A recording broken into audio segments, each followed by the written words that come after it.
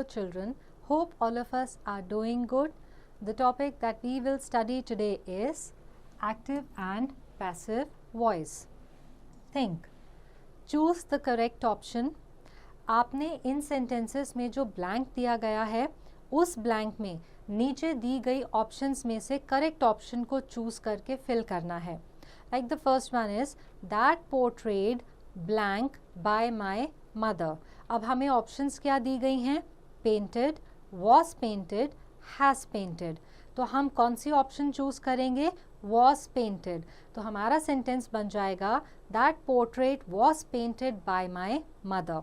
अब इसी तरह से आप बाकी sentences के blanks भी fill करें. Let's do this. Circle the subject and underline the object in the following sentences.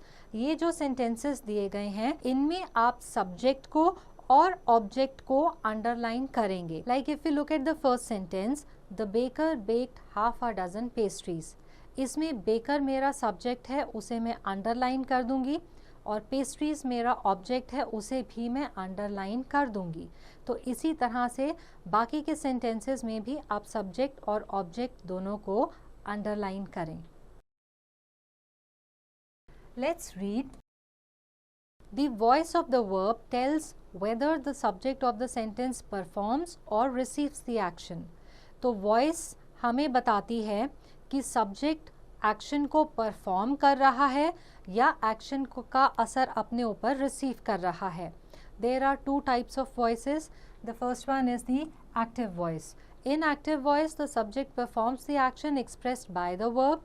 Active voice में जो subject है वो action को perform करता है. For example, he wrote a letter.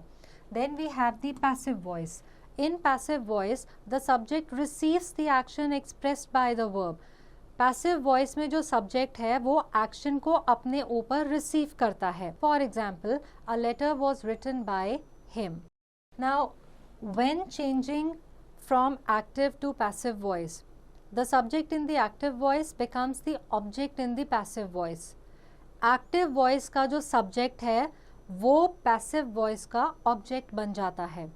The object in the active voice becomes the subject in the passive voice. Active voice का जो object होता है वो passive voice का subject बन जाता है. The meaning of the sentence does not change. लेकिन sentence का meaning same रहता है, meaning नहीं बदलता. The tense of the verb also does not change. और verb का जो tense है वो भी same रहता है, बदलता नहीं. The preposition by is used in the passive voice to give complete sense to the sentence.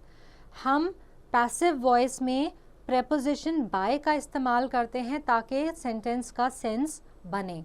But in case the subject is unimportant in the active voice, then we need not mention the agent.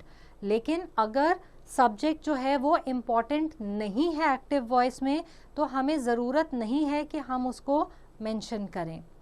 In imperative sentences, requested to, ordered to, advised to are used. तो imperative sentences में हम requested to, ordered to, advised to का इस्तेमाल करते हैं. Now let's look at a few examples. In active voice we have do it. In passive voice it becomes let it be done.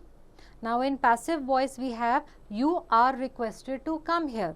In active voice it becomes come here please. Tell. Teacher will write few examples of active and passive voice on the board and students will identify whether it's active or passive voice. Let's write change into passive voice. ये जो आपको sentences दिए गए हैं ये active voice में दिए गए हैं, इनको आपने passive voice में change करना है. For example, the first one is she likes banana. अब इसका passive voice हो जाएगा banana is liked by her. इसी तरह से आप बाकी sentences भी change करें. Now change into active voice. आपको ये sentences passive voice में दिए गए हैं जिनको आपने active voice में convert करना है. For example, the first one is I was shocked at his behavior. अब इसका active voice क्या हो जाएगा? His behavior shocked me. इसी तरह से आप बाकी के sentences को भी change करेंगे. Let's enjoy. The class will be divided into teams. teacher will do some activity like drop the pen on the floor or keep the books in the shelf. One team will make sentence in active voice and the other team will make sentence in passive voice.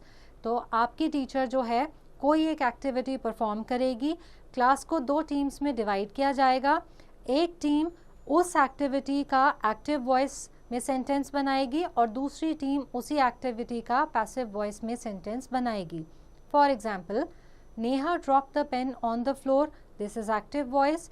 The pen was dropped on the floor by Neha, this is passive voice. So I hope that this chapter is clear to all, and answering questions based on this chapter will now be easy.